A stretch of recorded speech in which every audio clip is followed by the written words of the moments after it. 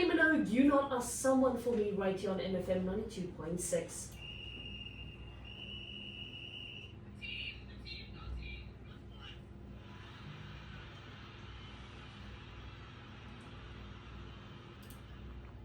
It is 35 minutes past 5 o'clock. Zico and I are here in studio. This is the Drive Show. Yep. And we're chatting all things MMA. Now, you actually told me you've actually recently pretty much gotten into it. Yeah, I had a mate that sort of is very, very passionate. I was Yeah. just there for the big fights like the Conor McGregors and the classics. You were there for people slutting each other. Yeah, that's right. And he sort of now clued me up a little bit more Yeah. that it's not just people clubbing each other and that there's more to the sport. Okay. Yeah. And obviously, we wanted to find out a little bit more about MMA. So we invited Erik Coetzee to studio to tell us a little bit more about it. Erik, welcome to MFM. Thank you so much. It's a pleasure to be here. So let's start off, because there's a lot that we want to find out, and also I've actually been using this sports interview to try and educate myself on sports. We love it. Instead of being like the Tunny in my clip, go sports, go team, that I can actually be like, I know what I'm talking about. But how would you describe the current state of MMA in South Africa? What do you think needs to happen for the sport to grow even further locally? Well, people probably don't know this, but on the amateur scene, the seniors and the juniors have ranked top 10 in the world. Wow. In last year's Worlds and the previous years we've done well. We've been getting some gold medals. Jeez. So we're talking about kids from 12 years old competing in amateur MMA. So they did not need the Brandewijn and Coke. The rules for the it's definitely not. No, the rules for all under 18s is no strikes to the head. Oh, wow. So they punch and kick to the body and the legs, Sure. and then full-on wrestling with submissions on the ground, all of that. So they develop all of those skills, and then the punch to the face come later. So look at us, like little did we know that like the young ladies in South Africa, they are like They're out here they're out here doing the things. and learning skills, like, Yeah. and not just kicking each other's head off. Like, there's a structure to this. There's skills involved. So so moving forward, more amateur events will be have to put up all around South Africa. That's what I'm focusing on in Stellenbosch. Putting up amateur events where we get young talent and we get the public exposed to the sport. And then finally, we need guys like Drickers to do these rounds and share the knowledge. Yeah. And you know what, he's been doing that, and like honestly, when there's a match, we all know. Yeah. But what do you say to someone who says that MMA is a violent sport that brings out the negative side of humanity? Because daar's 'n tannie daar ergens wat sê, hoekom slaan hulle mekaar? Yeah. They love it, Tony. They love it. Yeah. No, the first part you got right. It is violent. It definitely does not bring out the worst in humanity. It brings out the best. Sure. Pro fighting is violent, Yeah. but MMA and martial arts is not only for pro fighters. That is something people have to get used to and recognize. If there's a place for everyone, if you want to get violent, that's why you get a pro license and you go fight pro. Oh, I didn't even know you had to get a license. You have to get a license and can be revoked. So same Sure. with boxing as well. Sure. But that's the whole reason I started my gym here in Stellenbosch was because I started in a gym that was very competitive focused, and I drew all the benefits from that. But I also recognized you don't have to be a fighter or be competitive to draw these benefits. Interesting. Which is why I started coaching. Yeah, so it's for everyone. Yeah. Anyone can benefit, and if you do want to go break a nose or get yours broken, then you'll be a pro. And then it will be violent. Yes. Yeah, and then you go apply for that. Yeah. Interesting. And for people who think that MMA is just clapping and kicking, help us understand the skill actually involved in becoming a professional MMA fighter. And maybe even not even professional, because now that you're Yeah, speaking, I'm yeah. realizing like, not everyone wants to do that. Some people just want to learn a skill, a talent. So even Yeah. for the level that you're coaching at, and maybe not a pro, talk us through that. I mean, it is tough to explain. You would have to come to the gym to really get the full picture. But like I said last time, you go through the whole scene. Most start with boxing or wrestling first, and then when they're confident and maybe they've won a national championship, they go over to MMA. But if you start fresh in MMA, you want to train for up to a year or two, start doing amateur fights, up to 10 fights depending on how well you do, and then you go to being a pro. The more I find out about MMA, it's literally like there's a lot more to it than what you usually expect. Yeah, and it stands for mixed martial arts, right? What arts are being mixed while the MMA while it's happening? It truly is an art. Again, if you have to come see it in practical to understand why. But martial arts come from everything from judo, kung fu, taekwondo, Sure. karate, Brazilian jiu-jitsu, and then your wrestling, boxing, kickboxing, Muay Thai.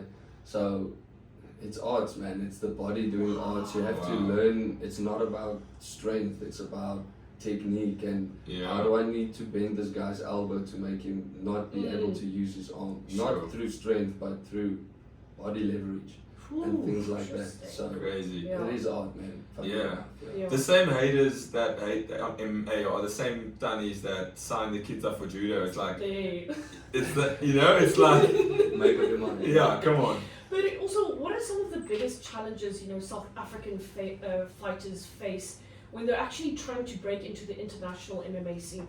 Because I'm going to call him DDP from now on because I really like that. He's made it, but obviously it's a journey to get there.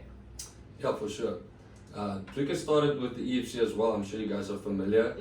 The EFC is international. It started with only African fighters from our continent, but then it's become international for the last, for the majority of the existence now. So it is international. We get fighters here from all over the world, so it is international. But if you want to break overseas and compete outside of South Africa, it's funding is mostly the issue.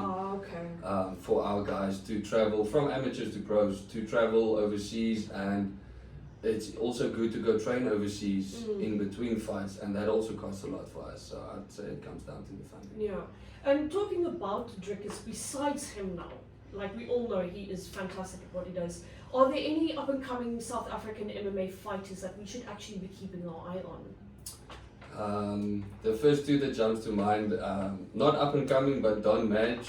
He set the path actually for Drickers. He was in before Drickers. He's here from Cape Town. Sure.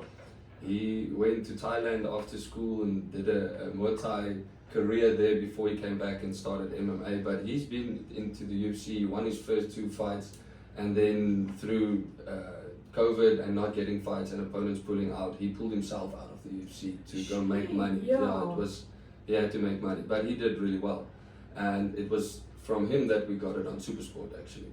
Wow. And then Drickers came, and then we have a young kid, Cameron Simon. He's in Drickers' gym as well.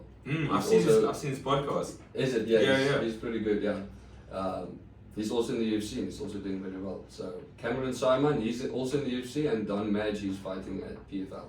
Interesting. Is Cameron Simon a lot younger than DDP? Oh yeah, he's young. When he was signed, he was the youngest fighter in the UFC for about 2 weeks, and then they signed him. Wow. But he's that young. I think he's 22 this year. 23, yeah. So exciting to see how he develops as a fighter in the UFC. I'd love to know, as a coach, what's the key difference, in your opinion, in coaching fighters for local promotions like the UFC that you've mentioned, compared to preparing them for a global stage like the UFC?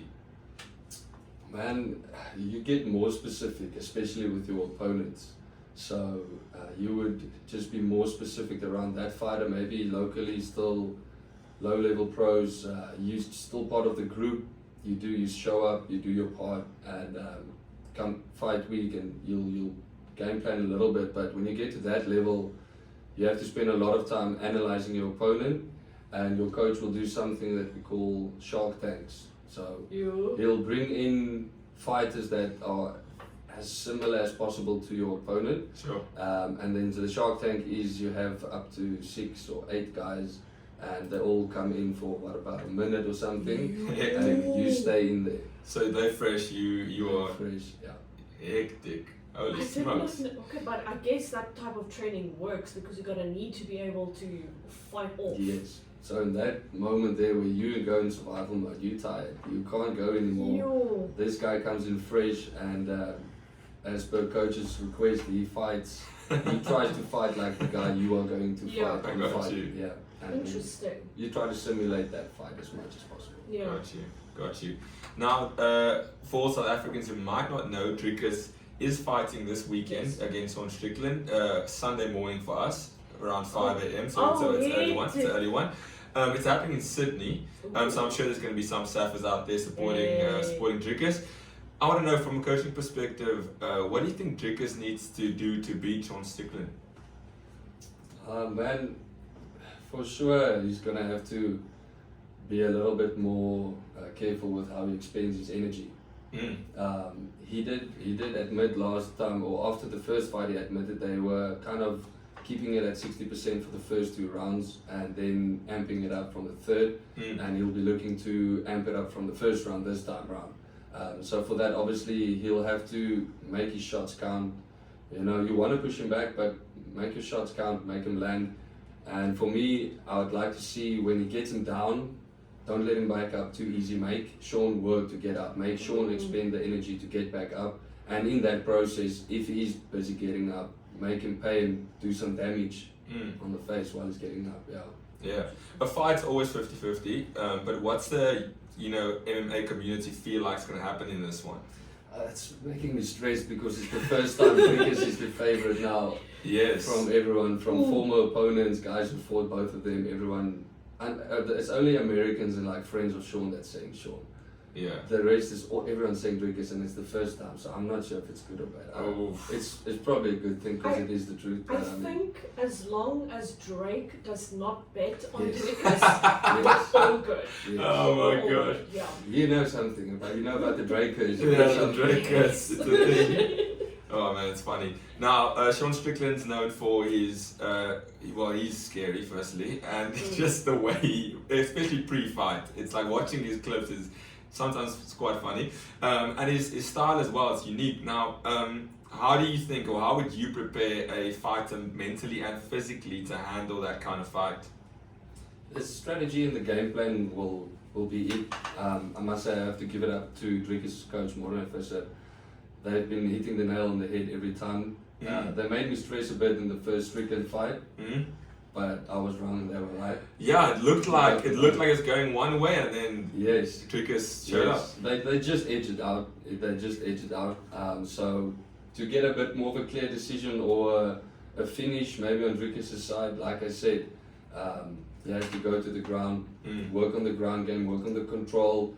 Figure out the ways that Sean, let's say the techniques that Sean used, because he used a lot of similar techniques to get back up once Drickus had him down in the first fight. So I think minor twitches will allow Drickus to just keep him there longer, and like we saw with Easy, if he's only for even a couple seconds longer than you want him there, he's going to start doing damage, and that drains you, and then maybe the second, third time it gets you down, you're up. Nice. I got you. Where's Drickus training, by the way? In Pretoria. CIT, yeah. Oh wow, okay, it's good to see she's still training from home. I want to know, I'm learning about this now as well, but all these famous fighters, they have camps or people that they train with, and all the fighters coming out of that camp sort of fighting that same style under that unique coach. Fighters fighting from South Africa, like Drickus, like Cameron, like you spoke about, what do you think makes South African fighters, their style, their approach unique, that sets them apart? Like you think about the Springboks, you think about physical, you think about the way we play with our forwards, win scrums. If you can almost approach it like that, what makes our fighters different than fighters coming from other places in the world? Man, we do have a bit of everything here. Like I said, you have a boxer come into an MMA gym, I'm going to treat him different than a wrestler coming into my gym. The guys that coach everyone the same, it's cool and probably makes your job easier as a coach, but I feel every individual has his own way and each guy has his own strengths and weaknesses, and you got to coach him appropriately. But for South Africans as a whole, we've got all the martial arts, we've got boxers, wrestlers, and they all end up in MMA gyms, and I feel you got to treat each guy as he is. But that haunt, I think that haunt is in everyone. Yeah. Every South African has that haunt in them. Yeah, come on. Oh, we love it. Now listen, you are a coach. Let us know where we can find some of your stuff. Where can we find the gym? Tell us a little bit about that. Thanks, man. Vector MMA.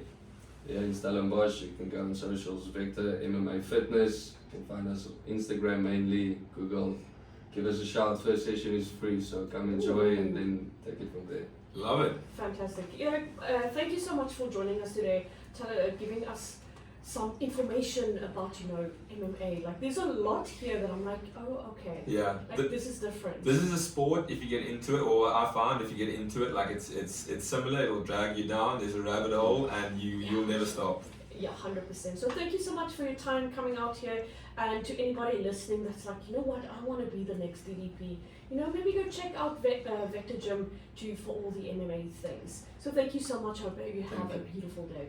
So definitely go check out Vector MMA. They are doing cool things, and honestly, the knowledge that Erik has on MMA is insane. Next level. I think I'm still more surprised about the fact that you actually need a license for like qualifying. I don't know why that is surprising me so much, but yeah. But let's get back to the music for now with After Wonderland. It's Try Again Later.